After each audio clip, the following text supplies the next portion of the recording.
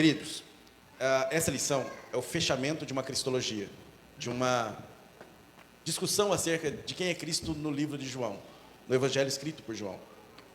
E nós tivemos, eu dou aula toda manhã, todo domingo, lá na sede. Tem uma sala, a Família Feliz, que me adotou. E quando a gente, muitas vezes, no decorrer desse trimestre, se emocionou, teve aulas que mais pareciam culto, por causa do impacto que causa alguns temas, né? Como alguns temas mexem com a gente. Então, eu queria fazer um panorama geral, rápido aqui, para a gente poder fechar essa lição. E também, claro, como estamos com toda a igreja, para pessoas que não tiveram todo esse trimestre, infelizmente não puderam ver algumas lições, ou algumas pessoas que estão em outras classes, como o caso dos adolescentes e jovens. Para você entender a importância do Evangelho de João e como é rico, muito rico. Eu brincava que, quando eu comecei a estudar o Evangelho de João principalmente, eu comprei não, na verdade eu ganhei de empréstimo por vários meses um livro do D.A. Carson, que é um dos maiores teólogos do século XX hoje, e ele tem um livro de comentário a João, que tem mais ou menos 890 páginas. E aquele livro mudou um pouco a minha cabeça, me deu amplas visões sobre João, e eu percebi que você começa a cavar o texto, e parece que é uma fonte inesgotável. Quanto mais você cava, mais você acha, e quanto mais você cava, mais você acha, e isso acaba enchendo seu coração, e me fez me apaixonar por esse livro também, que é maravilhoso. O nosso textuário, ele está lá em João 20, 26. Ele diz o seguinte: 8 dias depois, estavam outras vezes os discípulos dentro, e com eles Tomé. Chegou Jesus, estando as portas fechadas, e apresentou-se no meio, e disse: paz seja convosco. João 20, 26. A verdade prática diz que a ressurreição de Cristo representa o ápice da esperança cristã. A ressurreição é o momento que consolida aquele filme maravilhoso que você assistiu, e passou lá 2 horas e meia assistindo. E aí, no final, acontece aquele fato que te enche o coração e você fala: nossa, que filme legal. Se tivesse terminado diferente, seria ruim. Mas porque terminou desse jeito, ficou bom. E às vezes, sabe, quando você tem aquela impressão daquele filme que você assiste, no final, poxa vida, não faz mais sentido. Final feio. A história da Bíblia, a história da redenção, ela tem começo, meio e fim. E o ápice dessa história da redenção é um Jesus que não fica na cruz. Paulo vai dizer que se Jesus não tivesse ressuscitado, seria vã a nossa fé. Seria vã a nossa pregação. Mas porque Jesus ressuscitou, nasce em nós esperança. E é dessa esperança que a gente fala na lição 13. Mas a gente precisa resgatar o que vem sido contado por João e por que João escolheu contar assim. Em 2010, 2011, 2015 e 2016, eu tive a oportunidade de participar de um concurso literário aqui em Presidente Prudente. Antigamente tinha todo ano, infelizmente pararam de fazer todo ano, e a região toda podia participar. Era o CLIP. E tanto em 2010, quanto em 2011, quanto em 2015 e 2016, eu tive a oportunidade de ser escolhido para compor a obra final, tanto em critério crônica quanto em critério poesia. Então, eu tenho 4 poesias e crônicas publicadas através desse concurso. Essa manhã, ontem, eu estava debruçado sobre essa lição, e aí meu coração começou a escrever um poema sobre essa ideia de ressurreição. E eu queria que vocês me dessem a oportunidade de ler para vocês. Posso? Ninguém ouviu esse poema, só vocês vão ouvir. Porque meio que traduz o que é a ressurreição de Cristo. E aí, a partir daí, a gente entra no Evangelho de João para poder resgatar, desde a lição 1 até agora, tudo aquilo que João disse acerca de Jesus. Bom, o título é A Ressurreição. A sexta passou, a dor foi profunda, o céu escurece, a esperança fenece, o mestre partiu, foi-se à sepultura. O sábado foi de silêncio, apenas choro se ouvia. A doce Maria, que só amor tinha, em meio a pecados vis, queria, na madrugada seguinte, olhar uma última vez seu amado Rabi. A pedra, Maria, já não está lá. O mestre também, ela não pôde achar. Onde colocaram o meu doce Jesus? Maria procura em vão. Suas lágrimas de desespero caem ao chão. Até que uma voz conhecida chama seu nome. Maria. Ah, que ditosa alegria. Não me detenhas. Corre aos meus irmãos e avisa. Diga que aquele que achavam morto é a própria vida. E que vou adiante encontrá-los outra vez. João e Pedro, com os próprios olhos, queriam ver. Os discípulos atônitos não conseguiam entender. Paz seja convosco. Em meio a portas trancadas. Um susto atrás do outro. Jesus está aqui. Tomé foi buscar pão, não viu o Senhor. Não aceito que me digam dele, sem antes eu toque suas mãos e veja seus pés. A paz seja convosco, é ouvida novamente. Tomé, eu te ouvi, mesmo não estando aqui. Nada podes esconder de mim. Veja meus pés, toca as minhas mãos, deixe de ser incrédulo, tenha fé no coração. Pois um dia haverá um povo que crerá, mesmo vendo ou não. Esses, até a morte, se entregarão pela fé que em mim terão. Senhor meu e Deus meu, Tomé confessou. De incrédulo a crente, em um segundo se tornou. Todos sorriram com Jesus ressurreto. O Espírito prometido foi soprado, e é correto, que agora não dá mais para fechar as portas de novo. Antes, todos juntos, em coro, repartem por Jerusalém, Judéia, Samaria e além. Jesus não ficou na cruz, nem na sepultura também. Na verdade, está vivo, para todo sempre. Amém. Aleluia. Glória a Deus. Irmãos, nosso Jesus não ficou na cruz. E o fato de ele não ter ficado na cruz, ele fecha essa maravilhosa alegria e nos dá a oportunidade de nos juntarmos. E ao falar dele, ele se fazer presente, como está fazendo nesta manhã. Nosso Jesus está aqui para receber a nossa adoração, para receber o nosso louvor, e também para, através do Espírito Santo, compor em nós, no nosso coração, uma fé que não se abale, uma fé que fundamente, uma fé que finalmente possa nos ajudar a trilhar as dificuldades deste mundo. Nós vamos ver que, durante todas essas lições, a gente aprendeu alguma coisa que vai costurando, e assim como o tijolo com a massa e com as colunas vai fechando um edifício, assim também vai fechando mais fé em nosso coração, vai consolidando a nossa crença. Porque o que o mundo vem trazer é um combate externo a essa crença, a essa fé. E é cada vez maior. E é normal que seja assim, porque o mundo o tempo todo tenta entrar dentro de nós. E o tempo todo Jesus diz, tira o mundo de você, eu quero tirar o mundo de você. Você está no mundo, mas não pertence ao mundo. E enquanto você está no mundo, o meu objetivo é que você mude o mundo. E se o mundo não consegue ser mudado agora por você, pelo menos tira o mundo que está dentro de você. O objetivo do Espírito Santo é nos fazer cada vez mais parecidos com Cristo e cada vez mais diferentes do mundo. Isso vai exigir que a gente, mesmo estando no meio de uma multidão de pessoas que pertencem a este sistema, sejamos tão diferentes que possamos ser notados. Eu sempre brinco nas aulas que um ambiente escuro, ele é automaticamente modificado quando uma vela acesa entra. O que uma vela acesa pode fazer? Quase nada. Mas o fato de ser luz no meio de uma imensidão de trevas pode modificar totalmente um ambiente. Você não precisa ser o pregador da noite. Você não precisa ser o ensinador da igreja. Você só precisa ser uma vela no meio de uma escuridão. Às vezes você acha, eu não sou tão importante. Mas se você fizer o seu papel, se você se parecer com Jesus, no lugar onde você está, não importa onde você esteja, você está sendo essa vela acesa no meio daquela multidão, daquela escuridão toda. Então, nosso objetivo é acender você. O Espírito Santo quer acender você, para que você seja uma vela acesa e permanentemente acesa, aonde quer que você esteja. O Evangelho de João, ele foi o último evangelho a ser escrito. João espera 60 anos para escrever o seu evangelho. Mateus, Marcos e Lucas já rodavam, e ele está lá ainda sem escrever nada. Você já imaginou o tipo de pressão que João sofria? João, você não vai escrever não, João? Marcos já está faz tempo. Marcos nem viu, João, o que você viu. Escreve aí, João. Não. Ainda não. Mateus a gente sabe que está escrevendo. Você não vai publicar nada, João? Não, deixa Mateus. E lá Mateus publica. Aí vem Lucas, amigo de Paulo, médico particular, historiador.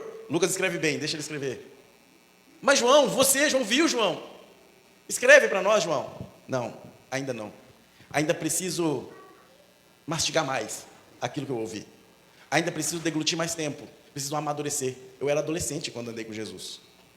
Adolescente. João tinha ali seus 13, 14 anos quando começou na empreitada.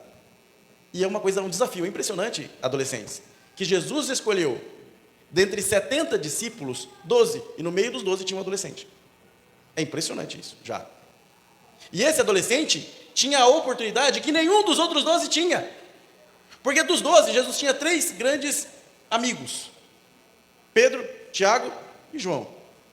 Já é uma coisa maravilhosa você pertencer aos 70. Você pertencer aos 12, então, fantástico. Mas você pertencer aos 3, sendo adolescente, já é coisa que se estranha.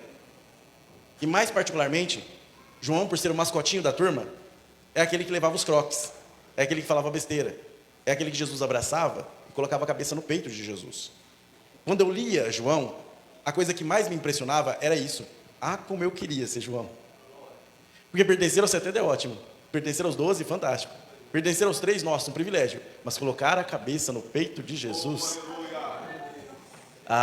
não tem preço que pague isso, né? E João tinha essa oportunidade. Já parou para pensar? Ele escutava o coração humano de Jesus. Tum, tum, tum, tum. Pedro não ouviu o coração humano de Jesus. João ouviu. Tiago não ouviu o coração humano de Jesus. João ouviu.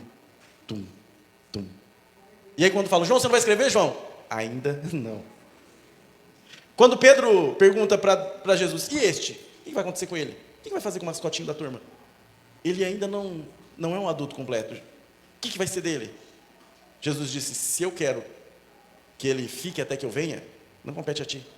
Aí todo mundo, nossa, João vai ficar eterno, não vai morrer. Jesus disse que ele vai até o dia em que ele venha. E se espalhou por aí que João não morreria. E vai passando os anos, e vai passando os anos, e vai passando os anos, e cadê que João? João é perseguido. Domiciano, no ano 90, começa a perseguir. Quem que é o último apóstolo vivo? João. Busquem-no. João está com 75 anos de idade. João, velhinho, barbas brancas, eu vou te enfiar em óleo fervendo. Se você negar o seu Cristo, eu te perdoo. João dá risada, não nega. João, vou te colocar no meio do Coliseu, todo mundo gritando, morte, morte, morte. É o último apóstolo, agora o cristianismo acaba. Agora o cristianismo morre, porque o último apóstolo vai morrer. João é colocado diante de um tonel de piche, óleo fervendo. Só o fato de mergulhá-lo já o mataria. E aí Domiciano diz, e aí, a última chance? João diz, não nego. Então soltam a corda e ele desce ao tonel de piche.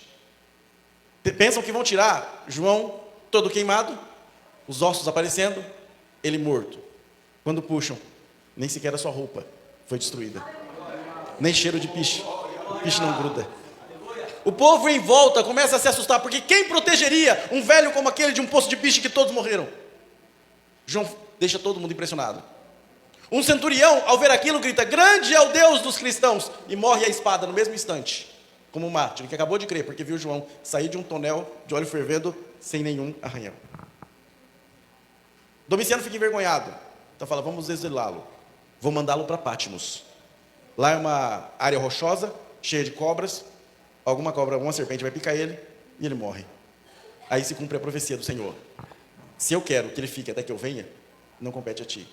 Lá em Patmos, o céu se abre, e ele vê um cavaleiro branco, vindo, com a coroa na cabeça, os olhos brilhando. Ele vê na coxa daquele cavaleiro, Rei dos Reis, Senhor dos Senhores. João quase desmaia diante daquela visão, mas se cumpre aquilo que o Senhor prometeu. Ele iria vê-lo, até o dia que ele viesse, ele iria vê-lo. João, depois de passado alguns anos, algum tempo, é liberado por Domiciano, ele vai para Éfeso, ele passa a ser bispo de Éfeso. E aí, ele se instala em Éfeso até a sua morte. Segundo a tradição, morreu de morte natural em sua própria cama. Ele viu o Senhor chegando antes mesmo de morrer. Irmãos, é esse João que pega a pena lá em Éfeso. Ele falou, bom, agora que eu passei por tudo isso, está na hora de escrever. O que Marcos escreveu? Marcos disse que Jesus era um servo, era um trabalhador, porque escreveu para romanos, e os romanos gostavam de pessoas que trabalhavam. O Messias perfeito do romano deveria ser aquele que trabalha. Então o evangelho de Marcos é curto, rápido, e Jesus está sempre em movimento. Jesus está sempre trabalhando. O que Mateus escreveu? Bom, Mateus queria provar que Jesus era filho de Abraão, descendente de Davi, direito ao trono, baseado tanto em Abraão quanto em Davi. Ah, legal. Então por isso Mateus escreve todo o seu evangelho em 5 partes, assim como são os 5 livros do Antigo Testamento. Mateus escreve seus primeiros capítulos, como Gênesis, Êxodo, Levítico, Números e Deuteronômio. Se você repartir todo o livro de Mateus, você consegue dividir ele em 5 partes que remetem ao Antigo Testamento, para provar Jesus como filho de Deus, filho de Abraão, filho de Davi, com direito ao trono. Quando você olha para Lucas, Lucas é inteligente, está escrevendo para gregos, mas os gregos só gostavam de quem fosse inteligente. Para os gregos, só os sábios é que herdariam o reino dos céus. Então Lucas escreve várias parábolas, grandes discursos, estão em Lucas, para mostrar aos gregos que Jesus era o Messias perfeito. João, quando olha para isso, fala, legal, Jesus era servo, Jesus era trabalhador. É verdade, Jesus era filho de Davi, Jesus era filho de Abraão. Verdade, realmente, Jesus era um grande sábio, mas não é isso que eu quero que eles saibam. Em 60 anos, ouvindo e rememorando tudo aquilo que passei, e convivendo com esse Jesus, a única coisa que eu quero provar é que Jesus é Deus. Então, por isso que nós falamos que o Evangelho de João era chamado de Evangelho universal, que foi escrito para todas as línguas, todas as nações, para todas as pessoas, não para um público específico. para provar única e exclusivamente que Jesus é Deus. Por isso, João está cheio de simbolismos. Cheio, irmãos, cheio de simbolismos. Na própria lição 1, quando a gente vai falar sobre encarnação, Jesus nascendo, João já começa a usar seus simbolismos. A encarnação é o maior milagre de todos. Vocês já tentaram imaginar, colocar o oceano inteiro nessa taça aqui, ó. Eu vou colocar o Oceano Pacífico, Atlântico e Índico, aqui, ó, dentro dessa taça. Você fala, Júnior, você está louco fazer um negócio desse. Pois é isso exatamente que Deus fez. Colocou todo o poder da divindade em um minúsculo corpo humano. Já pararam para pensar nisso? O milagre da multiplicação de pães não é nada. A ressurreição de Lázaro não é nada. Transformação de água em vinho, nada. Perto da encarnação. Perto do que é o Deus que mede os céus a palmos, o Deus que coloca as conchas de todos os oceanos na concha da sua mão, todas as águas do oceano na concha da sua mão, que mede e pesa todos os montes do universo, que conhece todas as estrelas pelo nome, de repente está dentro do corpo de uma criança, de um bebê frágil, que precisa da mãe e do pai para limpar, para comer, para se cuidar, para tudo. Você imaginou a confusão que seria no céu? Os anjos conversando com o outro? Está sabendo? Eu acho que Deus perdeu um parafuso. Não é possível. Ele vai descer? Vai. Mas que história é essa, rapaz? É tão frágil, quem é que vai cuidar dele? Quem é que vai proteger? Quem é que vai amar? Como? O Deus Todo-Poderoso, El Shaddai, vai caber num corpinho minúsculo de uma criança? Isso é impossível. Pois é, este é o maior milagre de todos. E nós aprendemos isso na lição 1. A encarnação é algo que é tão milagroso que a gente não consegue sequer dimensionar o que é a encarnação. E João, para tentar mostrar que isso só pode ser feito por Deus, não é um humano, não é um profeta, não é a reencarnação de Elias, não é a reencarnação de Jeremias, para mostrar que é um verdadeiramente Deus, ele usa a simbologia judaica. Na simbologia judaica, o número 7 é chamado de número de Deus. João é apaixonado pelo número 7. Em João, a gente tem as 7 palavras da cruz, os 7 milagres que só Deus poderia fazer, por causa desses milagres que identificam que somente Deus poderia fazê-los, e 7 declarações que Jesus dá. Eu sou. No grego é ego eimi. O mesmo eu sou que é utilizado lá no Antigo Testamento. Quando Moisés é perguntado, qual é o seu nome? Eu sou o que sou. E aí Jesus usa este eu sou, que era chamado de blasfêmia se você utilizasse. Por 7 vezes, ele também profere essa mesma sentença. Eu sou, para que reconheçam que ele é Deus. E João transcreve 7 vezes esse eu sou. Então nós temos 7 palavras da cruz, 7 milagres e 7 declarações do eu sou, que só João registra, para provar que Jesus é Deus. Eu vou citar para vocês, mas principalmente eu quero falar sobre os 7 milagres, para a gente poder introduzir as outras lições e já chegar na 13ª. As 7 palavras da cruz estão: Pai, perdoa-lhes, porque não sabem o que fazem. Ele disse isso em 6 horas de agonia. Eu não sei se vocês já tiveram a oportunidade de ler o relato de um médico francês. Se eu não me engano, o nome dele é William Barbet. Salvo engano, o William, eu não tenho ideia se é realmente William, ou Williams, ou alguma coisa assim. Mas o sobrenome é Barbet, B-A-R-B-E-T. E ele escreveu sobre as 6 horas de crucificação, sobre as 6 horas de agonia de Jesus, com detalhes, com base naquilo que um médico faria, como se fosse um legista. E aí ele tenta identificar o que Jesus passou naquele período. Irmãos, a agonia é excruciante. A dor é gigantesca. Jesus precisaria ser forte, literalmente forte. Eu brinquei lá na sala. Jesus era mais parecido com The Rock do que com esse branquelo magrelo que colocam nos filmes. Porque Jesus tinha uma profissão chamada carpintaria. Ele era filho de carpinteiro, José. E o carpinteiro, naquele período, era como se fosse o nosso pedreiro hoje. Ele fazia com metal, com pedras e com madeira. Ele mexia com esses 3 elementos. Portanto, imagina só você ter que escavar, imagina só você ter que usar formão, não tinha aquelas máquinas elétricas que nós temos hoje. Para fazer uma mesa com 4 cadeiras era preciso 1 ano, então não era algo fácil, também não era nada barato. Jesus, portanto, tinha uma profissão que exigia força física. Força física. Então, tira da sua cabeça aquele Jesus magrelo, branquelo, de olho azul. Não existe esse Jesus. Essa é uma certeza que nós temos. Por que, Júnior, colocam então esse Jesus branquelo, de olho azul e cabeludo nas representações dos filmes? Porque é uma descendência europeia. É uma discussão que vem lá da Renascença, no século XV. E aí, por causa disso, eles queriam transferir essa ideia de um Jesus divino nesta imagem de um Jesus branquelo, magrelo, de olho azul. Jesus poderia ter olho claro? Sim. Porque havia uma miscigenação muito grande naquela parte do Oriente Médio. Jesus poderia ter olho claro ou olho escuro. Ninguém sabe. Uma coisa é certeza, Jesus não era branquelo. Provavelmente Jesus era mais parecido com a minha cor, com a cor do pastor William, do que com uma pessoa mais branca. Não sabemos até hoje se Jesus poderia ter cabelo comprido ou cabelo curto. Porque em algumas regiões da Judéia, cabelo curto era sinal de efeminismo, era de alguém efeminado, para você ter uma ideia. Em outras regiões, era o contrário, ter cabelo comprido era critério de efeminização. Então, por isso, Jesus poderia ter cabelo comprido ou cabelo curto, a gente não sabe.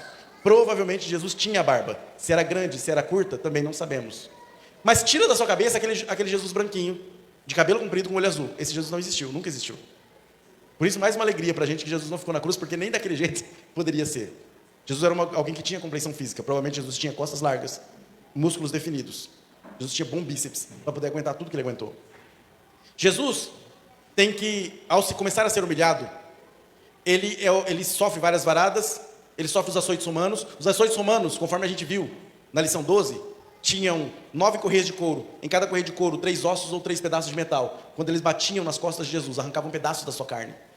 Diz o Barbê que era possível, ao final do flagelo, ver os rins de Jesus a olho nu pelas costas. Como é que alguém fraquinho, magrelo, ia aguentar isso? A maioria das pessoas morriam durante o flagelo romano. Eles não conseguiam se levantar depois. Jesus carregou parte da sua cruz, ladeira acima. Só alguém muito forte fisicamente conseguiria fazer isso. Detalhe, Jesus coloca sobre ele uma trança de espinhos de acácia. Espinhos de acácia têm de 10 a 12 centímetros. São extremamente finos. Aquela coroa, quando encaixa na cabeça de Jesus, entra no couro cabeludo. Todo mundo sabe que o couro cabeludo é extremamente vascularizado. Sangra muito. Jesus começa a perder sangue. Suas costas estão destruídas. Colocam uma capa sobre ele, humilhando ele como se fosse um falso rei. Pegam a parte da cruz. O pedestal da cruz ficava lá no Gólgota, lá no Monte Caveira. Ficava fixado lá. Colocam sobre o prisioneiro, nas crucificações romanas, apenas a tábua horizontal, que pesava cerca de 50 quilos, um saco de cimento. Alguém, depois de passar por tudo isso, carregava 50 quilos. Aí, se você tiver oportunidade, vai no Google Earth e busca o caminho do Gólgota. É ladeira acima, assim, ó. Dá para você ver no Google Earth. Você começa a puxar, você vê lá a Via Dolorosa. Pesquisa Via Dolorosa no Google Earth, você consegue ver que é uma ladeira acima. Jesus está carregando 50 quilos, depois de tudo isso que passou, morro acima. É lógico que no meio do caminho ele não consegue. No meio do caminho ele desaba. E é escolhido Simão Sirineu para carregar o resto daquele pedaço de cruz, até chegar no topo. O descanso de Jesus vai ser o crucificamento, a crucificação. Eles vão pegar pregos de madeira para travamento da cruz. Não dá para colocar na palma da mão. Porque se colocar na palma da mão, o peso faria com que rasgasse. E aí não ia ficar preso.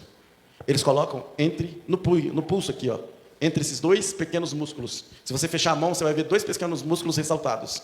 Esses 2 pequenos músculos garantem a força suficiente para ficar transfixado e segurar o seu peso. Jesus é transfixado aqui, no punho. Para que pudesse travar do outro lado, naquela pedaço de madeira, a ponta teria que ser meio quadrada, não poderia ser extremamente fina. Por isso o que acontece? Provavelmente a ponta não é tão fina, destrói esses 2 nervos para poder transfixar. Os 2 lados. Imagina a dor, irmãos. Imagina a dor. Jesus é suspenso na cruz. Suspenso na cruz. E o alívio que se dá, porque quando ele é suspenso na cruz, existe um efeito de prensa nos seus pulmões. E então ele começa a morrer afogado, literalmente. Porque começa a haver prensa nos pulmões e ele não tem mais ar. Como ele não tem mais ar, ele precisa de um apoio para os pés. Quando atravessam os pés dele com prego, aí sim, um prego de metal, quando atravessam os pés dele com um prego de metal, traz alívio para Jesus, para a pressão que havia no seu peito. Com o passar do tempo, ele precisa puxar, com a força do seu punho, o seu corpo para cima, para poder pegar ar. Porque senão ele começa a morrer afogado, de novo, por causa do peso que ele tem corporal. Todas as vezes que ele levanta isso, esses 2 nervos que já estão destruídos começam a doer cada vez mais. Ele puxa para dizer 7 frases. A primeira, Pai, perdoa-lhes, porque eles não sabem o que fazem. Que homem, que Deus, que santo é esse? Que tendo passado por tudo isso, a primeira coisa que ele diz, no meio de dor, é Pai, perdoa-lhes, porque eles não sabem o que fazem. A segunda frase que Jesus vai dizer é para alguém que não merecia. Dois ladrões, um do lado do outro. Diz uma tradição, gente, um conto que surgiu lá na Romênia, que um deles se chamava Cleopas, e o outro chamava Dimas. Cleopas começa a xingar Jesus. E aí Dimas começa a repreender Cleopas. Fala, ei, nós estamos aqui porque nós merecemos. Ele nada fez. Aí ele vira para Jesus e fala, Senhor, lembra-te de mim quando entrares no teu reino. Dimas está falando, eu sei que o Senhor é rei. Eu sei que o Senhor está aqui inocente. Quando o Senhor finalmente vencer, lembra de mim. Aí Jesus, de novo, com dor excruciante, abre o peito para poder falar, ainda hoje estarás comigo no paraíso. Aí todo mundo briga com essa frase. Porque fala, peraí, Jesus foi para o paraíso na sexta? Não foi. Como é que Dimas estava lá? Eu tenho uma pregação, está no meu YouTube. Depois você resgata lá, a última pregação que eu preguei na sede. Você imagina, no sábado, Jesus no túmulo. Dimas morreu. E aí, Jesus morre, Dimas morre, o corpo vai para o túmulo. Mas onde Jesus ficou no sábado? Onde está Jesus no sábado? Para todo mundo há silêncio. Mas onde está Jesus no sábado? Existe uma discussão enorme. Existe um texto de 2 Pedro 3,14 que fala que Jesus foi e pregou aos mortos em prisão. E aí todo mundo briga com esse texto, e eu não posso falar muito desse texto porque só existe 1 ou 2 textos que falam sobre isso. Então a gente não pode formular uma doutrina em cima de 1 ou 2 textos. Mas diz que, em uma das correntes, que é o que eu me afilio, diz que Jesus foi lá para finalmente se apresentar para aqueles que estavam no seio de Abraão e levar cativo o cativeiro, como diz Hebreus. E aí Jesus aparece, mas Jesus não aparece sozinho. Jesus aparece com um cara que não merecia estar lá. Jesus aparece com alguém que passou a vida inteira no pecado, que no último instante reconheceu Jesus como Salvador, e Jesus falou, você vai ser o primeiro cara a entrar no céu, para que todo mundo perceba que não é por obras, mas pela graça. Aleluia. Só a graça abre a porta. Se eu jejuar muito, se eu orar muito, se eu pregar muito, se eu ensinar muito, se eu souber muito de Bíblia, isso não garante a entrada no céu. O que garante a entrada no céu é olhar para Jesus e dizer, lembra-te de mim quando entrares no teu reino. Aí Jesus chega com ele a tiracolo, e lá grita Davi, o meu Senhor, que eu disse que deveria deixar o mundo como os cabelos dos seus pés, está se aproximando aí. Aquele que eu disse, apesar de ser meu filho, que é o meu Senhor, aí que vem antes de mim. Grita Jeremias, grita Isaías, grita Abraão, olha ali chegando o meu Senhor. Aquele de quem a gente falava e a gente não conhecia de rosto, mas agora chega, e junto com ele um ladrão que nada merece. Vem todo mundo para o paraíso, porque Jesus leva cativo o cativeiro. Então, de fato, Dimas entrou primeiro, porque Jesus abriu a porta. Você só entra no céu, não porque você é bom, mas porque Jesus que abre a porta. A terceira frase, Jesus diz, preocupado com sua mãe. Maria, João 19, 26 e 27. Maria tinha vários filhos, entre eles Tiago e entre eles Judas, que estão listados ali, que tem livros na Bíblia. Só que os irmãos de Jesus não criam nele, só creram nele depois da ressurreição. Maria estava abandonada. Era obrigação do filho mais velho sustentar a mãe, segundo a tradição judaica. Então o filho mais velho tinha a responsabilidade de, na falta do pai, provavelmente José já tinha morrido, sustentar a mãe. O que Jesus faz? Eu vou prover para minha mãe o sustento material. Eu não tenho garantias de que meus irmãos vão cuidar dela, já que o filho mais velho está morrendo como um herege. Ele olha, cadê Pedro? Cadê Tiago? Cadê Tomé? Cadê Felipe? Ninguém está ali. Quem está? O adolescente. João. Ele diz para João, eis aí tua mãe. Mulher, eis aí o teu filho.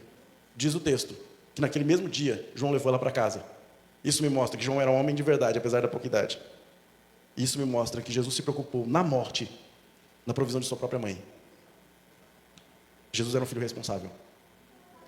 A quarta frase que Jesus vai dizer é no meio da dor. Ele vai citar um salmo. Eloi, Eloi, lama sabachthani. Deus meu, por que me abandonaste? Salmo 22, verso 1. Jesus cita este salmo. Aí você fala, peraí, por que Jesus vai clamar a Deus dizendo que Deus o abandonou? Por que Jesus faz referência a este salmo? Deixa eu dizer por que é doloroso isso. Jesus no Getsemane está se preparando para esse momento. E a tensão é tão grande que os folículos capilares começam a explodir. Tem pequenas gotas de sangue. E elas se misturam com o choro, se misturam com o suor. Então quando você olha, Jesus está chorando e está suando sangue. Porque o sangue se misturou com as gotículas de sangue dos folículos capilares. O médico, o Barber, conta isso e chama isso de hemaditrose. É uma doença que só acontece, um fenômeno raro, que só acontece em altos níveis de estresse ou de depressão profunda. Quando as pessoas choram sangue ou suam sangue. É um fenômeno que existe na literatura médica. Jesus passou por isso no Getsemane, pedindo a Deus: Senhor, se possível, passa de mim este cálice. Aí você fala: que cálice é esse? De que cálice Jesus está falando? Na Bíblia, cálice é ira. Toda a ira de Deus que cairia sobre o meu pecado, toda a ira de Deus que cairia sobre mim, em julgamento ao pecado justo, caiu sobre Jesus. O cálice que eu deveria beber, da ira de Deus, Jesus tomou para si e bebeu, no meu lugar. E Jesus está dizendo: eu sei que neste momento, Pai, o Senhor não vai olhar para mim. Eu sei que nesse momento, pela primeira vez desde a eternidade, Pai, Filho e Espírito Santo não estarão unos em sentido e sentimento. O Pai vai romper a Trindade, virando as costas para o Filho. Não por causa do Filho, mas por causa do meu pecado que estava sobre ele. Pela primeira vez, desde a eternidade, desde que a eternidade é eternidade, desde os tempos e inícios dos tempos, a Trindade nunca esteve separada. Naquele momento, na cruz, o Pai vira as costas para o Filho e lança toda a ira do pecado, contra o pecado sobre ele. Isaías 53 vai dizer que a Deus agradou moê-lo e fazê-lo enfermar. Como Deus teria prazer nisso? Porque através desse processo, eu posso estar aqui, falando para vocês. Você pode estar aí, me ouvindo. Só por causa desse processo, a gente tem a oportunidade de dizer somos salvos em Cristo Jesus. Só que a gente não pode negar que a dor é muito grande. A gente não pode negar que as varadas doeram, mas foi menos que isso. Que os açoites doeram, mas foi menos que isso. Que a cruz doeu, mas foi menos que isso. A dor que Jesus mais teve que suportar é o próprio Pai lhe virando as costas. E é nessa hora em que ele cita o Salmo 22:1 e grita bem alto: Eloi, Eloi, lama sabachthani. Deus meu, por que me desamparaste? Jesus experimentou por alguns segundos, por alguns minutos, o que é o inferno. A ausência completa de Deus. O inferno só é inferno porque Deus não está lá, no sentido de presença. Deus vê o que acontece no inferno, mas não está lá, sob o sentido de presença. Jesus experimentou nesses minutos a dor de alguém sem Deus. E essa dor foi tão grande que ele cita esse salmo. Depois, como homem, Jesus diz: tenho sede. Entregam para ele um paliativo. Pegam uma esponja de sope, mergulham em vinagre. Vinagre não no nosso sentido, tá? Vinagre vinho passado. Quando o vinho passa, ele se torna vinagre. Então, os romanos tinham esse costume de guardar uma quantidade de vinagre para antecipar a morte, anestesiar aqueles que estavam morrendo. Era um ato de misericórdia. Ele pegava a esponja, enchia de vinagre, colocava na boca, a pessoa ingeria, tinha hemorragia interna, morria mais rápido. Um dia contaram uma besteira em cima de um púlpito uma vez, dizendo que aquilo ali era um negócio que os romanos se lavavam. Não tem nada a ver isso. Isso um bobão disse num livro uma certa vez, lá não sei aonde, e aí propagou como lenda. Não existe isso, não era o papel higiênico de ninguém. Aquilo ali não era papel higiênico de ninguém. Se você ouvir isso, ignora. É aquelas historinhas que o nego conta e que vai repetindo na internet até alguém acreditar. Né? A ideia de que Elias foi sustentado pelos árabes também é tudo mentira. Dizendo nada existe. Os corvos eram os árabes, os corvos não eram corvos, não, eram corvos mesmo. Vai num hebraísta, Luiz Saião, por exemplo. Luiz Saião é um dos maiores hebraístas do mundo. O Ezequiel Soares é um dos maiores hebraístas do Brasil. Pergunta para ele se Elias foi sustentado por árabes, ele fica bravo com você. É lógico que não. Isso é conto de internet. A mesma coisa, não é papel higiênico de romano aquela esponja. Aquela esponja era para antecipar a morte daqueles que estavam na cruz. Era um ato de misericórdia. Jesus se recusa, porque ninguém me mata, eu me entrego. Aleluia. Que negócio é esse de alguém vai me antecipar a minha morte? Eu morro quando eu quero, porque é eu que estou me entregando, ninguém está me matando. Tanto é que a sexta frase é tetelestai, está consumado. Está consumado, queridos? Está consumado? Essa palavra tetelestai era uma nota promissória, era um jargão contábil da época. No jargão contábil, o que se fazia? Eu tenho uma dívida com o irmão, eu tenho uma dívida com o William. E aí, eu assinava um termo chamado nota promissória mesmo. E aí ficava comigo. No dia que eu pagasse a dívida, eu entregava para o William, ele rasgava na minha frente e dizia tetelestai. Tetelestai, está pago. Paulo, em Colossenses, diz o seguinte: olha, ele nos pagou a dívida que de alguma forma nos era contrária, cravando a cédula na cruz. O que ele está dizendo? Jesus, quando disse tetelestai, está dizendo que a minha dívida, a sua dívida, está pago, está pago, está pago, está pago. Está consumado. Aquela dívida que o Júnior contraiu por causa dos seus pecados, eu paguei na cruz. Está pago, Pai, está pago. A última frase que Jesus diz: Pai, nas tuas mãos entrego o meu espírito. Lucas 23, 46. Jesus diz isso porque ninguém mata ele. Ele se entrega. É a definição de uma entrega voluntária. João é tão habilidoso, que ele escreve para que coincida a hora em que Jesus diz essa frase com a hora que lá no templo, na hora da Páscoa, o cordeiro está sendo sacrificado. Muitos críticos de João, muitos literários críticos de João, diz que João faz um ajeite na cronologia para poder bater a hora. Não importa. O que importa é que o Jesus morrendo na cruz era o mesmo símbolo do cordeiro morrendo na Páscoa, lá no templo, para mostrar que ele se deu, se doou por nós, para que nós hoje pudéssemos dizer que ele é nosso Senhor e Salvador. Essas são as 7 frases da cruz. Depois João vai falar sobre 7 milagres.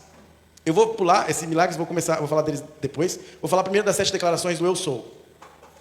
Jesus, durante todo o livro de João, cita: eu sou o pão da vida, João 6,35. Eu sou a luz do mundo, João 8,12. Eu sou a porta das ovelhas, João 10,7. Eu sou o bom pastor, João 10,11. Eu sou a ressurreição e a vida, João 11,25. Eu sou o caminho, verdade e vida, João 14,6. E eu sou a videira verdadeira, João 15. Todas estas palavras usaram a mesma terminologia, ego eimi. Eu sou, o mesmo eu sou do Antigo Testamento. João registra essas 7 frases para que todo mundo soubesse, quando lesse, que Jesus estava afirmando categoricamente: eu sou Deus. Porque até hoje tem gente que diz assim: não, foram os discípulos que tornaram Jesus Deus. Foram os discípulos que criaram uma doutrina de que Jesus era Deus. Na verdade, Jesus nunca disse que era Deus. João fala, sabendo disso, João já deixa 7 vezes escrito. Não, ele disse categoricamente, 7 vezes: eu sou. Sem dúvida, Jesus estava dizendo, ele era Deus. Mas uma coisa maravilhosa é que João deixa ainda outras provas. Olha como João era minimalista. Ele deixa 7 milagres. E ele fala que Jesus fez tantos milagres que não caberiam nos livros. Mas mesmo assim, ele registra 7 milagres. Primeiro, transformação da água em vinho em Caná, João 2. Se você tiver a oportunidade uma hora, leia ou assista a explicação de um físico chamado Adalto Lourenço. Infelizmente, já repousa no Senhor, pastor presbiteriano. Ele explica como seria impossível transformar água em vinho. Principalmente 600 litros de água em vinho. E o que acontece? Jesus pega as moléculas da água, separa, adiciona as moléculas que completam o vinho, fecha e transforma 600 litros de água, H2O, em vinho, que é uma molécula complexa. Como? Só Deus pode transmutar. Só Deus pode transmutar os elementos. Ele estava provando que Jesus era capaz de fazer isso. A cura do filho do oficial do rei, da mesma forma, só Deus pode curar à distância. Só Deus pode curar assim. A cura do paralítico em Betesda, não é preciso nenhum ritual. Basta me chamar que eu sou capaz de curar. A multiplicação dos pães e peixes, eu acho maravilhoso. Na minha aula lá, eu fiz o desenho do átomo sendo quebrado, parte. Eu gosto muito de ciência. E aí tem um livro do Stephen Hawking, um ex-ateu. Eu digo ex-ateu porque os livros dele parecem identificar que no final da vida dele algo tenha mudado. Mas o Stephen Hawking, ele era extremamente ateu, até um certo ponto. Só que quando ele vai explicar a origem do universo, ele não consegue explicar. E aí ele fala que seria preciso um reator nuclear gigantesco. Existe hoje o CERN, que é um monte de cidades unidas, e esse CERN tem quilômetros de extensão para poder quebrar o núcleo do átomo e tentar descobrir partes menores. E eles quebraram o núcleo do átomo em partes cada vez menores. E eles descobriram que chegou uma hora em que o núcleo do átomo se desenhava em um quark. Só que um quark com 3 partes. E quando você puxava, tinha que fazer esse reator nuclear de quilômetros de tamanho, girar o átomo. Quando ele esticava, surgiu um outro quark, do nada. E eles não conseguiam explicar como poderia surgir um outro quark do nada. Não, deve ter uma origem, a gente não tem força, nem energia elétrica, nem nada para poder fazer uma quebra, para poder entender o que está acontecendo. A ciência chegou até aí. Quando a gente estica o quark, ele duplica. E a gente não sabe por quê. Ele surge do nada. Aí quando eu li aquilo no Stephen Hawking, eu comecei a dar risada. E minha mulher falou, você está louco? Eu falei, quase. Porque na hora me veio na mente. Jesus, um reator nuclear de quilômetros de tamanho, que consome bilhões e bilhões de watts de energia em cada dedo. Ele pega o pão, ergue acima, vai no núcleo do átomo, duplica. Pão, peixe. Jesus precisaria ter um reator nuclear em cada ponta do dedo para fazer isso. Quem é que faz isso? Só Deus pode fazer isso. Só Deus pode fazer isso. Depois, Jesus andando sobre as águas. Qualquer coisa que não se mova numa velocidade extremamente grande, qualquer coisa um pouco mais pesada, já afunda, já quebra a película de resistência da água e afunda. Jesus está andando tranquilamente sobre as águas. E mais interessante ainda, ele faz outra pessoa andar sobre as águas, só de pegar nela. Só de mandar ela vir. Então, Jesus andando sobre as águas é também a quebra da lei da gravidade. E a demonstração de que ele é Deus. A cura do cego de nascença, em João 9, de 1 a 7, essa é fantástica. Porque o que ele faz? Ele mexe o bolo, cospe. Você já pensou nisso? Sinceramente, parece nojento. Cuspi no chão, fiz um bolinho, coloquei no olho de alguém, para a pessoa voltar. Por que Jesus precisava fazer isso? Não era mais fácil Jesus falar assim, ó, veja, ele, viu? Ele não fez isso com outro cego, com Bartimeu? Não era só ele falar assim, ó, tá bom, eu quero, veja. Por que ele vai fazer isso? Porque ele é cego de nascença, ou seja, ele não tem o globo ocular. Ele não tem o globo ocular, aqui é vazio. Jesus vai lá e fala, peraí, eu criei Adão do barro, então vamos fazer um outro globo ocular do barro. Aleluia. Coloca, e ele começa a enxergar. Você sabe que o olho é um dos mecanismos mais complexos que existem dentro do nosso corpo. Jesus fez com lama, para que eu e você soubesse, principalmente aquele cego soubesse, que ele não estava falando com um profeta comum. Ele estava falando com Deus encarnado, que é capaz de criar do barro o homem. É assim que a gente inicia todas essas lições. Na lição 2, a gente vê Jesus explicando teologia para um teólogo, para Nicodemos. Em João 3. Jesus mostra para Nicodemos que não adianta nada muito conhecimento na cabeça e nada no coração. Não adianta nada eu viver uma vida, talvez até dedicada à Bíblia, sem experimentar Jesus. É preciso experimentar Jesus. E se você experimentar Jesus, você nasce de novo, uma nova pessoa. Ele explica isso para um teólogo. Mas na lição 4, na lição 3 em João 4, ele está falando de verdadeira adoração, teologia, para uma samaritana pecadora. Olha que Jesus fantástico. Um momento antes, falando com o maior teólogo daquele tempo, no momento seguinte, está falando com uma pecadora vil. Meio-dia, num poço. Por que Jesus está fazendo isso? Porque ele não faz acepção de pessoas. Ele ama aquele que estuda, mas ele ama o analfabeto também. Ele ama aquele que se dedica exclusivamente à obra, mas ele ama aquele que vive correndo atrás do seu todo dia, mas que reserva sempre aquele minuto antes de ir dormir ou antes de comer, para dizer, Senhor, eu te agradeço pelo pão de hoje. O Senhor cuida de cada um e se preocupa com cada um. Na lição 5 a gente vê, na lição 4 a gente vê, João 6, Jesus dizendo, eu sou pão. Pão é essencial, pão é o básico, pão é aquilo que é necessário para a minha vida. Eu não posso ficar sem pão. Eu não posso ficar sem Jesus. Aquilo que me alimenta, aquilo que me sustenta é Jesus. Você pode ficar sem as outras coisas, mas sem isso você não pode ficar. Jesus está dizendo, sem mim nada podeis fazer. Na lição 5, em João 7, Jesus é a verdade que liberta. Porque se é uma coisa que desprende a nossa cabeça dos velhos rituais, das velhas manias. Lembra? A mãe corria para, não deixa o chinelo virado, porque senão a mãe morre. Não passa debaixo da escada, porque senão não sei o quê. O menino tá acordando demais à noite, pega o facão e faz isso. A irmã diz, isola, irmã. Todas essas coisas que muitas vezes nós fazemos no automático. Por causa de crenças antigas. Por causa de rituais antigos. Por causa de bobeiras. Ainda tem gente que receita, sabia? Tem crente que receita. Não, irmão, você quer se ver livre desse problema? 7 sextas-feiras, no monte lá, você ora 7 minutos assim, 7 minutos assim. Falei, qual é a diferença então de uma receita do mundo? Quando a gente sabe da verdade, quando a gente encontra Jesus de verdade, essas manias não nos pegam. Eu vou para o monte orar, vou tirar um momento de isolamento, mas eu não preciso ficar olhando o relógio 7 minutos, porque senão vai quebrar a maldição que não vai quebrar.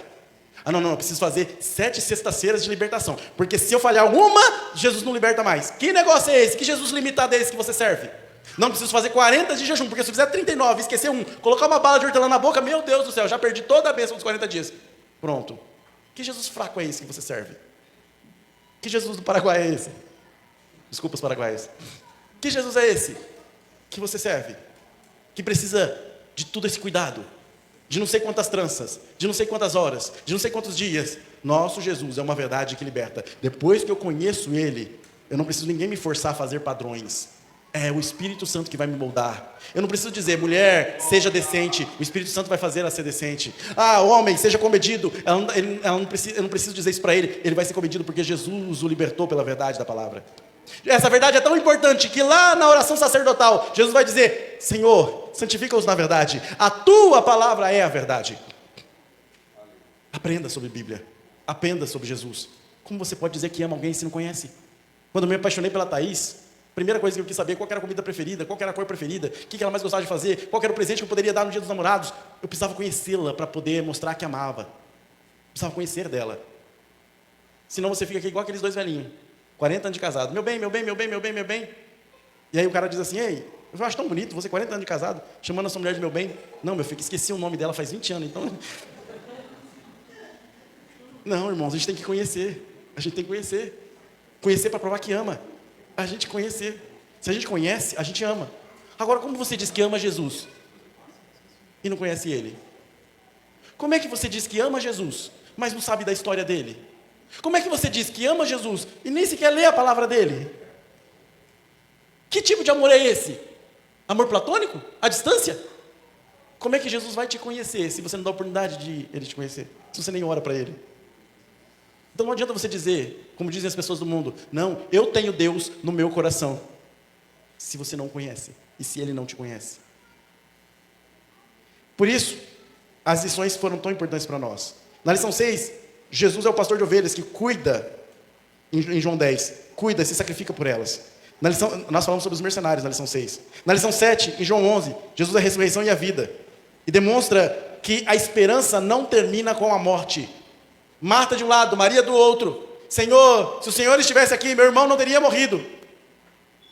Mas Jesus fala, filha, a única coisa que vocês precisam é de mim.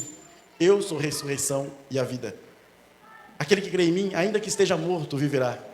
Maria tinha uma fé falha, uma fé que dependia das circunstâncias. Marta tinha uma fé prática, que dependia do quanto ela conhecia. Se o Senhor estivesse aqui, meu irmão não teria morrido. Seu irmão há de ressuscitar. Eu sei, Senhor, meu irmão há de ressuscitar no último dia. Eu estou discutindo teologia com o Senhor no enterro do meu irmão. Discutindo sobre o Apocalipse com o Senhor no enterro do meu irmão. Jesus diz, não, Marta, não vamos discutir teologia aqui. O que eu estou discutindo, o que eu estou dizendo para você, é que vocês precisam de mim, a sua fé é muito prática. Está na hora de você me conhecer. Maria, você só chora, para de ser fraca. Também venha para os meus pés. Meus pés são é um lugar de alegria, é um lugar que você vai encontrar consolo. Mas a sua fé ainda está fraca. Qual é a única fé que realmente está ativada naquele momento em que Jesus vai ressuscitar Lázaro? A fé de Lázaro. Lázaro está morto. Mas quando Jesus diz, Lázaro, sai para fora. Eu fico imaginando Lázaro dentro do túmulo. Opa, conheço essa voz. Aleluia. E se eu conheço essa voz, correntes da morte não podem me prender. Eu vou levantar agora, ele está mandando eu ir, mas peraí, eu estou todo enlaçado, eu estou todo enfaixado, não interessa, eu vou assim, ó, mas eu vou, ele está me chamando, então, abre essa porta aí que eu estou indo. A única fé verdadeira de todos que estavam ali era a fé de Lázaro, que atendeu o chamado da voz do seu Jesus, sem questionar, sem perguntar onde ele estava, sem perguntar por que ele estava amarrado, sem perguntar por que Jesus demorou. A única coisa que ele fez foi obedecer. Jesus é a ressurreição e vida. Na lição 8, em João 3, a gente aprende que ele é o significado de que ele ensina o verdadeiro significado de humildade. É quando o maior serve ao menor. Na lição 9, João 14 ainda. João 14, ele é o caminho, a verdade e a vida. Jesus se mostra como a visão do Deus invisível. Na lição 10, em João 14, ele promete o Espírito Santo como consolador, ainda prometendo que vai voltar e nos resgatar e nos amar para sempre. Como é linda a promessa de João 14. Na lição 11, em João 17, ele ora pelos discípulos, mas também ora por nós. Gente, na oração sacerdotal, ele faz um negócio maravilhoso. Primeiro, vocês já pararam para pensar que Deus orou por você? Já parou para pensar nisso? Em João 17, é o Deus encarnado que decide orar pelos discípulos, mas também ora por aqueles que ainda iriam ouvir aquela palavra. Quem são aqueles que ainda iriam ouvir aquela palavra? Eu e você. Jesus orou por você, irmão. Jesus orou por mim. E o que Jesus orou? Jesus orou por proteção. Protege-os. Eu não estou pedindo para o Senhor tirar eles do mundo, mas eles, assim como eu não sou do mundo, eles também não são do mundo. Olha, vocês estão aqui, mas não são daqui. Entendam que o mundo não pode entrar dentro de vocês, porque vocês não pertencem ao mundo mais. Jesus está pedindo, Pai, não peço que os tire do mundo, mas que os livre do mal. Não deixe o mundo entrar neles. Você sabe o quanto a gente tem que brigar para o mundo sair de dentro da gente? E não permitir que o mundo invada o coração da gente? Mesmo estando dentro do mundo? Como é complicado isso? Como é complicado entrar numa roda de piadas e não ser contaminadas por elas? E as pessoas pararem de contar piada suja porque você entrou na roda?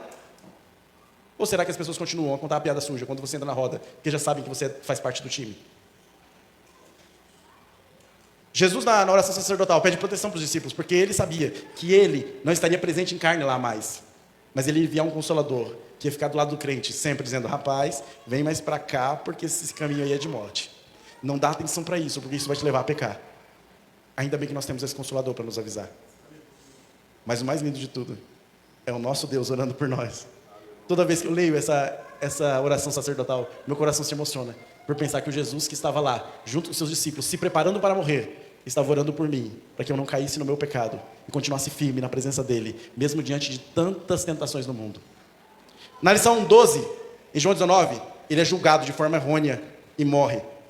Só vou tomar um pedacinho desse ponto da lição 12. Jesus ele discute com Pilatos. Pilatos entende que Jesus é até inocente, mas como Pilatos é frouxo, e estava devendo para Roma, ele lava as mãos. Todo mundo lembra disso. Aí Pilatos acha um subterfúgio e diz assim: já sei. Nós temos um costume de libertar um certo cidadão, um bandido. E aí, na Páscoa, em razão da Páscoa, vamos fazer o seguinte: vou pegar o pior bandido. Qual o pior bandido tem? O pior bandido é Barrabás. Beleza, coloca do lado desse Jesus, eu quero ver quem eles vão decidir. Deixa eu falar uma coisa que me deixou surpreendido, faz alguns anos já que eu sei disso, mas me deixou surpreendido quando eu descobri. O nome de Barrabás era Jesus. No texto grego de Mateus, Pilatos está dizendo: a quem queres que solteis? A Jesus ou Jesus? E aquilo me inquietou. Eu fui no grego descobrir se era verdade, e realmente era verdade. Barrabás, o nome de Barrabás era Jesus. E Yeshua, Joshua, era muito comum naquele período. Então muitas pessoas se chamavam Jesus, ou Josué. Por causa disso, Barrabás também era Jesus. Também se chamava Jesus. Barrabás significa filho de seu pai. Portanto, Barrabás provavelmente era de uma família de ladrões. Sabe aquele cara que a gente não dá atenção? A gente fala assim: não, isso daí já era, filho. Ele é ruim de pai e mãe. A família dele inteira não presta. Ele não vai dar bom. Sementinha do mal. Já era. Ignora. Esse daí já está fadado ao inferno. Não tem mais jeito para ele. Esse era Barrabás. O pior dos criminosos. Que era criminoso de pai e mãe. Família inteira desgraçada. Toda fora da graça de Deus. E ele lá. Amarrado, pronto para ser morto. Aí de repente o soldado vai lá, abre as algemas dele. Se coloca no lugar de Barrabás. Por que você está me soltando? Não é eu que vou morrer? Não. Quem é que vai morrer? Aquele cara ali, ó. Mas o que ele fez? Nada. É inocente. Mas por que ele está morrendo? Não sabemos. Mas por causa da morte dele, você não morre. Você entendeu? Barrabás sou eu. Barrabás é você. Barrabás é símbolo da humanidade perdida, afundada em pecado, que de repente é livre pelo substituto, por aquele que substitui a pena. Era para eu estar naquela cruz. Aquela cruz que estava lá, preparada no centro, era de Barrabás, mas por causa de Jesus, Jesus toma aquela cruz e Barrabás é solto, de propósito. Ninguém sabe o que acontece com Barrabás, porque este símbolo deve permanecer. Barrabás sou eu, Barrabás é você. Foi a morte dele que nos trouxe vida. E aí a gente chega na nossa lição, vendo tudo isso se fechar. Ele morre na cruz, ele fala as palavras, ele sofre. Ele é recolhido por José de Arimateia. José de Arimateia vai lá pedir o corpo dele para embalsamar. Junto com José de Arimateia vai um outro personagem. Quem é o outro personagem? Nicodemos. Nicodemos, lá da lição 3. Lá de João 3. Esse mesmo Nicodemos que ficou perturbado com a capacidade de Jesus de ir no cerne da teologia e colocar algo dentro do coração dele. E ele não consegue ficar quieto. Ele é grande, ele é influente. Ele poderia se esconder, mas não, peraí, não dá para mais para me esconder. José, onde você vai colocar o corpo dele? Aqui, eu vou te ajudar. Já separei as especiarias, vamos lá. José de Arimateia e Nicodemos colocam o corpo de Jesus num túmulo que vai ser só emprestado, por poucos dias. Jesus é colocado lá. Sábado, Jesus vai lá cumprir sua missão. Resgata cativo cativeiro. Aí chega no final, domingo de manhã, a primeira pessoa a ver Jesus ressurreto é uma mulher, Maria Madalena. Os discípulos estão travados, estão ali, todos com medo. Essa mulher avisa eles: eu vi Jesus ressurreto. Vocês já viram isso? Domingo de manhã, a morte não pôde contê-lo. Ele simplesmente levanta e vai. Toma o seu lugar. Mas antes disso, ele vai passar 40 dias aparecendo para os discípulos. O nosso comentarista registra 10 aparições. A Maria Madalena em João 20, mulheres no túmulo em Mateus 28, a Pedro em Lucas 24, aos discípulos de Emaús em Marcos 16 e Lucas 24, aos discípulos em casa em João 20, aos discípulos de novo com Tomé em João 20, aos 7 discípulos do Mar da Galileia em João 21, aos apóstolos e mais 500 irmãos em 1 Coríntios 15, 6, a Tiago, irmão dele, em 1 Coríntios 15, 7, e na ascensão em Atos 1, 6 a 12. Irmãos, a aparição a Tiago eu acho mais interessante.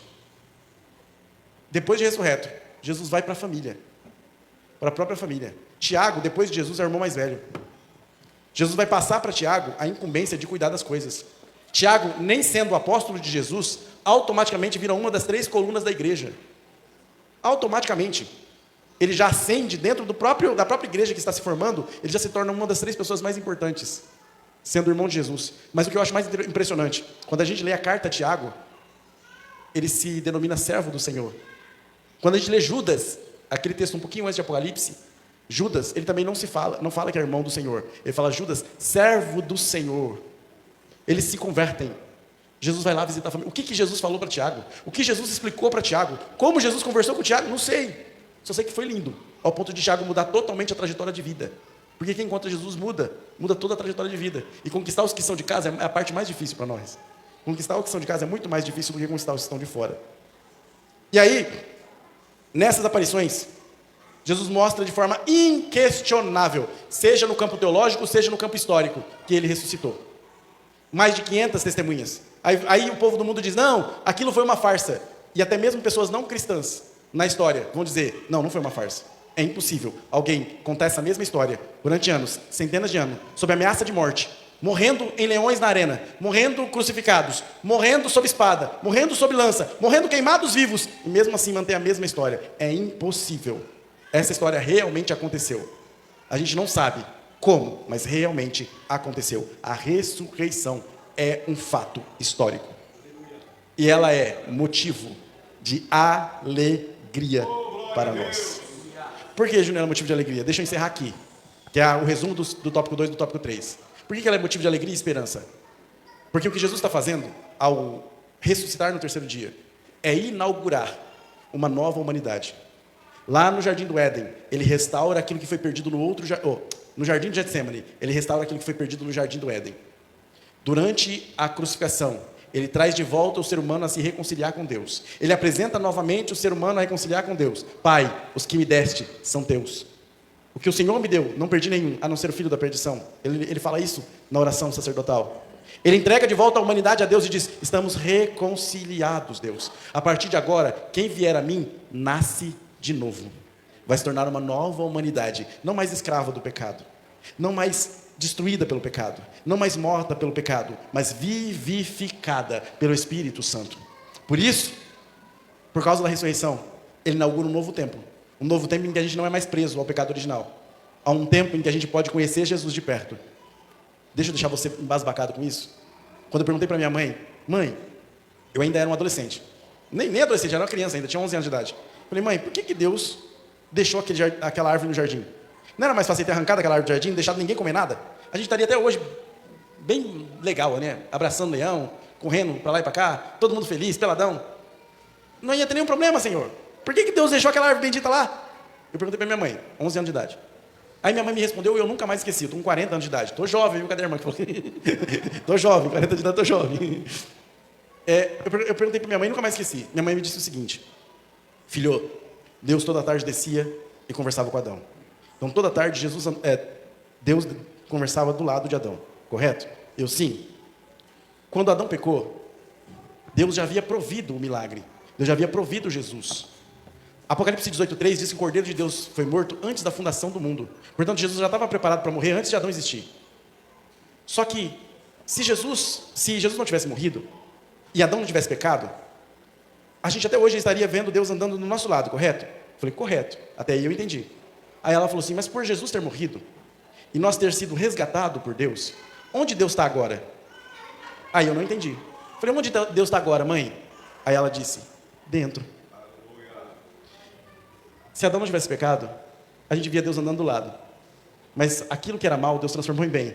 Aquilo que era tristeza, Deus transformou em alegria. Aquilo que era desesperança, Deus transformou em esperança. E agora você não carrega mais Deus do lado, você carrega Deus dentro de você. Você entende que o seu nível de intimidade com Deus hoje pode ser maior do que o de Adão no Jardim do Éden? Porque Deus caminha com você 24 horas por dia dentro de você. E mesmo assim, tem vezes que você não quer escutar a voz dele. Escute a voz de Deus. Tenha esperança. Não seja incrédulo, mas crente. Na primeira vez, Tomé não está. Todo mundo conta para ele, ele fala, não, eu não vou viver das experiências dos outros, não. Eu só vivo da minha experiência. Se eu tocar na mão dele, se eu ver os pés, se eu efetivamente não colocar a mão no lado, eu não creio. Eu não vivo de testemunho dos outros, não, eu quero viver o meu. Ponto para Tomé.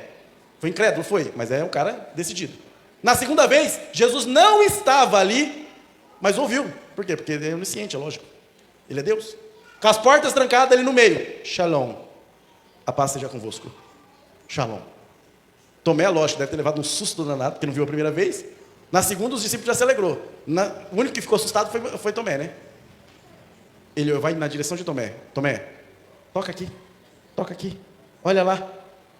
Não seja incrédulo, mas crente, Tomé. Porque vai ter gente, lá em Presidente Prudente, lá no Ana Jacinta, que não viu, mas creu. Toca aqui, Tomé.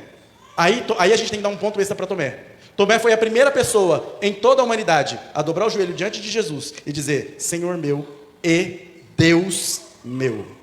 Todos os outros discípulos já tinham chamado Jesus de profeta. Todos os outros discípulos já tinham chamado Jesus de filho de Davi. Todos os outros discípulos já tinham chamado Jesus de Senhor. Mas ninguém tinha falado Deus. Tomé é o primeiro.